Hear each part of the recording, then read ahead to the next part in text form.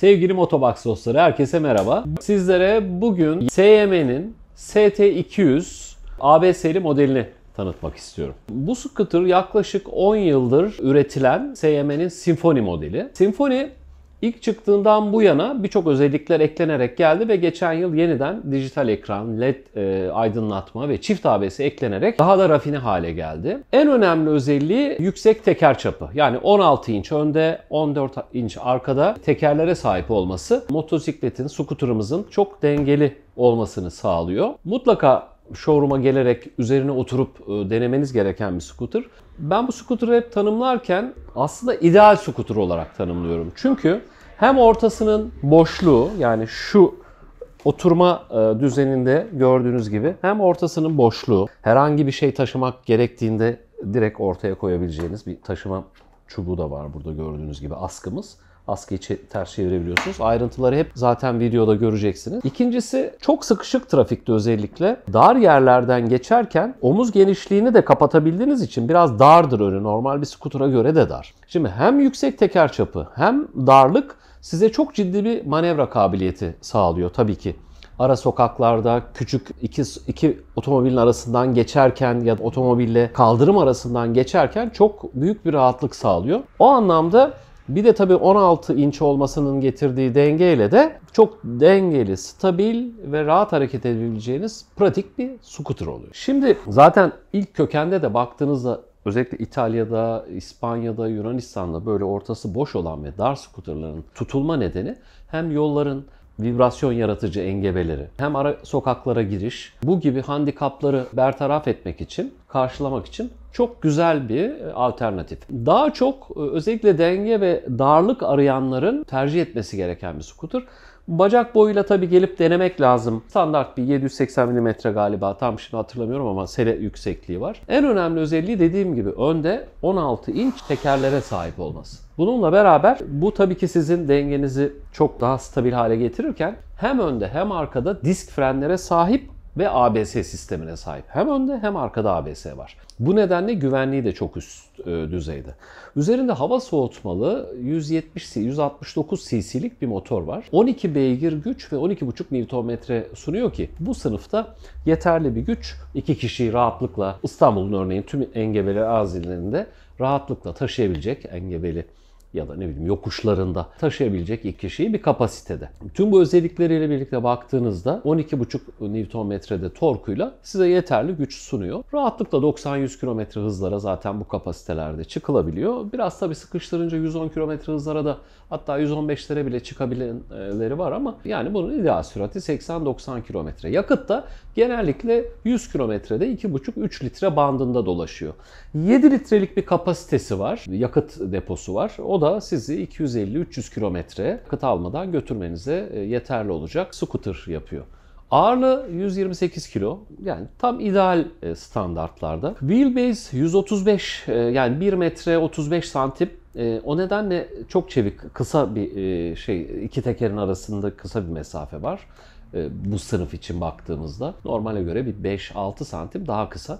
Bu nedenle çok çevik hareket etmenizi sağlayabiliyor. Arkada çok güzel bir çanta taşıma demiri var. Ayrıca bir çanta taşıma demiri almanıza gerek yok. Sadece istediğiniz boyutta bir 37-38 litreden 45 litreye kadar bir çantayla arkada da çok rahat bir taşıma kapasitesi elde edebiliyorsunuz. Bu scooter'da güzel olan şeylerden biri, ayrıntılarda yine göreceksiniz. Önde LED dijital bir ekran var. TFT renkli. Euro 5 motora sahip. Tüm bunlarla birlikte hem önde hem arkada LED aydınlatmalara sahip. Dediğim gibi arka tarafı da çok rahat görebildiğiniz, yani şöyle oturduğunuzda çok hakim bir pozisyondasınız. Dik bir oturuş açısına sahip. O nedenle her zaman hakimsiniz scooter'a. Arkada çok rahat, yani ortalama boyda böyle bir 75-85 boylar arasında çok rahatlıkla arkayı da görebileceğiniz ayna yapısına sahip. Malzeme kalitesi oldukça iyi. SYM'nin zaten Uzak Doğu'da ya da Doğu Avrupa'da ve Yunanistan'da çok sattığı bir model. Yani sıcak ülkeler için diye düşündüğünüz zaman hava soğutmalı olmasına rağmen, çünkü böyle bir handikap olduğu varsayılıyor hava soğutmalılarda, ama yok. gayet rahat, herhangi bir sorun yaşamadan uzun kilometreler kullanabileceğiniz, gün içinde tüm işlerinizi görebileceğiniz, rahatlıkla kapının önünde hemen yan ayaktan kaldırıp götürebileceğiniz, beylerin ve hanımların çok rahat kullanabileceği bir scooter. Renkleri var, çok güzel kombinasyonları. Burada mat, lacivert, mavi gibi bir metalik renkten bahsediyoruz siyah seleli, ama bunun çok güzel antrasit gri renkli ve bordo seleli bir varyasyonu ve onun dışında da beyaz varyasyonu, birkaç tane daha renk kombinasyonu böyle var. Şimdi baktığınız zaman scooter'a sele altı da gayet güzel. 2 tane kaskı çok rahatlıkla, yarım 2 kaskı, hatta bir tam bir yarım kaskı çok rahatlıkla alacak bir sele altına sahip. Büyük, yani bayağı oldukça da açılıyor tabii, geniş görebiliyorsunuz yani. Şimdi bununla beraber baktığınız zaman bu tarafta, sol tarafta da benzin deposu var. 7 litreyi de buradan alabiliyorsunuz. Ön tarafa geldiğiniz zaman dediğim gibi led lambalarıyla birlikte bütünlüyor. Ön tarafta yeni bir yüz var 2023'te. Euro 5 motorla birlikte. Bence yeni başlayanlar için, özellikle de sıkışık trafikte kullanmak isteyenler için, bulunduğu bölgede yol çok bozuksa vibrasyonu yukarıya taşımaması için kullanılacak bir scooter. Çünkü o yüksek teker çapı sizin hem yukarıya vibrasyonu gelmesini azaltıyor, hem de sizin dediğim gibi dönmelerdeki bu dengeyi daha rahat sağlıyor.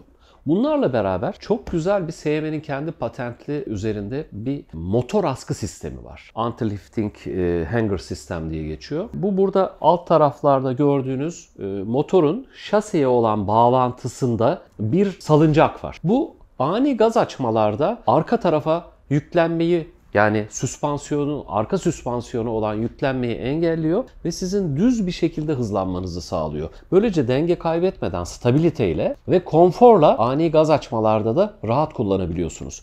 Bu tamamen dediğim gibi dual, her iki taraftan motora bağlantılı bir askı sistemi. ALEH diye geçiyor. Tamamen SYM özel patentli bir sistem. Tabii bunun yanı sıra SYM'nin tüm dünyada sağlamlığıyla ve konforuyla meşhur, ama asıl şeyi biliyorsunuz piston ve piston gömleğinin birlikte, sadece tekinin değil, seramik üniteden oluşması.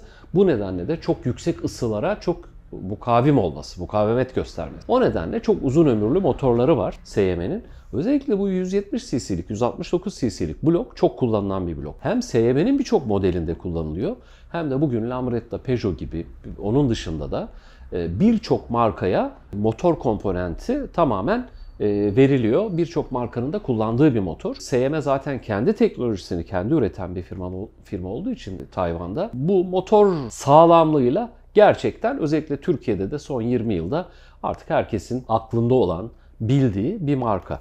Çok yakından tanımanız için sizleri showroom'a, Motobox'a davet ediyoruz. Bizzat üzerine oturup bu dengesini, oturma rahatlığını, 2 kişiyle ne kadar rahat oturulabildiğini, gördüğünüz gibi geniş de arka tarafta oturma basamakları var.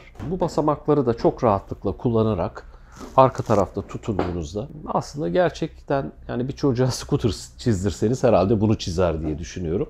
Çok standart, birçok markaya motorunu da veren bir scooter ST200, Symphony ST200 SYM'nin. Bunu Motobox kanalımızda, YouTube Motobox kanalımıza üye olursanız, bundan sonraki tanıtımlarımızda da daha ayrıntılı şekilde testlerini de zaten koyacağız kanalımıza. Orada onları da izleyebilirsiniz. Hem farklı renk seçeneklerini görmek için. Bu arada önde çok güzel tabii camı geliyor. Dediğim gibi çantasını ekleyebiliyorsunuz. Birçok ayrıntısını daha kullanabileceğiniz, bakımlarının çok uygun fiyatla yapıldığı, ekonomik, hafif, çok güvenli bir yol arkadaşı. Günlük gezilerinizde de size yolculukta yardımcı olabilecek sade, şık bir scooter. Yakından tanımanız için herkesi Motobox'a bekliyorum.